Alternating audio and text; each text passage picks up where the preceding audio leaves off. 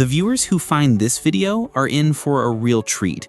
A guy determined to live out his childhood muscle car dream bought a fire-damaged 1970s Ford Mustang from a junkyard.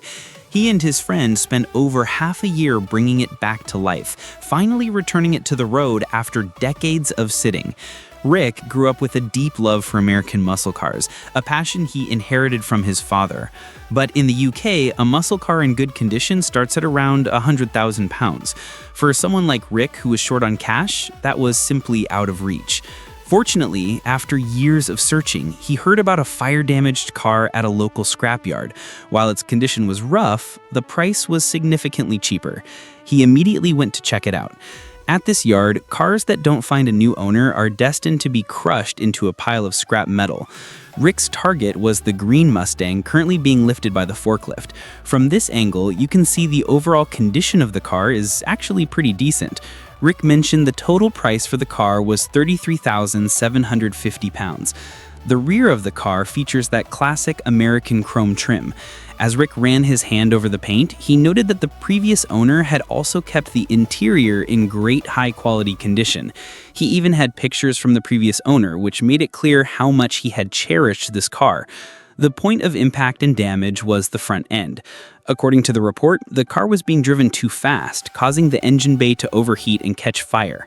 Opening the hood revealed that most of the components inside had been burned beyond recognition, and after sitting for a long time, the burned areas were now covered in rust. After a quick once-over, Rick got the paperwork for the car. The yard staff brought the car out and loaded it onto his flatbed trailer. Back at his workshop, Rick began a more detailed inspection of the engine bay. The worst of the fire damage seemed to be around the battery area. The carburetor had also been hit along with various wiring harnesses and hoses. It was clear that a lot of parts would need to be replaced. To figure out the true condition of the engine, Rick decided to start by removing the damaged components like the scorched distributor and carburetor. These parts are actually pretty easy to find. The two friends then drained the coolant from the radiator. The engine was covered in debris from the fire, and Rick was worried it would get inside the engine, so he used a vacuum to carefully clean it all off. Next, he started removing the burnt-out battery, which was nothing more than a melted shell. There were still many other melted parts in the engine bay, so a lot of disassembly work awaited them. Just then, some parts Rick had pre-ordered arrived. They temporarily paused the teardown to install the new distributor, hoping to awaken the engine. They also installed a new carburetor and hooked up a spare battery, but the starter motor gave no response. As is often the case, the solution is to get under the car and give the starter a few good whacks. But even that didn't work. It was a major setback. Dejected, they went back to tearing down the engine bay. After half a day of wrestling with it, they finally disconnected the engine and were able to lift it out of the car. They didn't run into any major snags during the removal. With the engine on a stand, they tried to start it again. This time you could see signs of life. After a few seconds of cranking, the engine briefly fired up. After a few more attempts, they actually got it running. And as you can see, it was running incredibly smoothly, with no signs of stalling. With the engine confirmed to be in good working order, it was time to shift focus to the fire-damaged body. The burnt areas were covered in rust, and the only way to properly clean them was through sandblasting. Rick hired professionals for this part, so we didn't film much of the process. Here you can see the sandblasted engine bay and body, completely free of rust. They also sandblasted the original hood. The sandblasting revealed a few new issues, some old patches on the body and a few rust holes. Luckily, the problems weren't too severe, and the two friends were able to easily patch and sand them smooth. Next, it was time to paint the sandblasted body. For the engine bay, Rick chose to match the original green color of the car. After the engine bay was painted, its appearance was completely transformed. Who would ever guess this was once a burnt-out wreck? Rick was thrilled with how the paint turned out. The finish looked as good as a brand new car. With the bodywork done, they moved on to prepping the engine and transmission.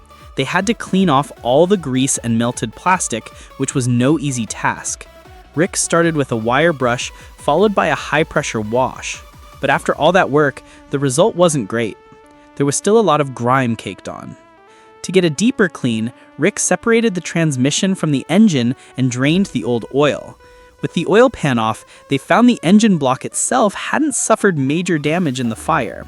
They gave it a simple sanding and then painted the block in a color of their choosing, a vibrant blue. Once the engine was painted, they reinstalled the oil pan. They also polished various other engine components and sourced a new alternator. With all the parts assembled, the refurbished engine was ready to go back into the Mustang's bay. Now, both the engine bay and the engine itself had been upgraded and prepped. All that was left was to bolt the engine in place. While he was at it, Rick removed the old exhaust system from under the car. It was heavily rusted and completely unusable. The transmission hadn't been prepped yet, so it wasn't installed. To improve its appearance, Rick polished it and gave it a fresh coat of paint. The drive shaft wasn't forgotten either. It received a detailed polish and sanding. Then, both could be reinstalled. We'll skip the details of the installation. With many of the components back on the car, this 70s Ford Mustang rebuild was about 80% complete. Sometime later, Rick received another package. Inside was an original 1970s-era wiring harness for the Mustang, which Rick had tracked down all the way from North America.